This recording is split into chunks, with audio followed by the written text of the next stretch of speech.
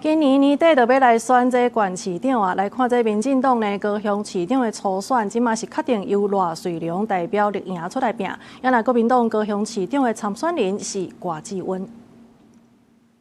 民进党今天是公布了2026的高雄市的初选民调的结果。那根据刚才10点半的开封结果，现在高雄市长初选的民调数字最高的是赖瑞隆委员。那么接下来的提名程序将会经由下礼拜的选对会提报中执会后通过。那这届这立赢的初选呢，是由区议员柯志杰、赖瑞良，也有林岱华这4个人来车拼。落尾是确定由赖瑞良代表来参选。也那国民党高雄市长参选人是郭志温。另外呢，根据这民进党抽口仔的结果，下暗会来进行嘉义县的这个民调。初选的人包括着蔡玉仪、黄英仪，那准能有顺利来完成，安尼拜3的中道进程，这结果就会出来。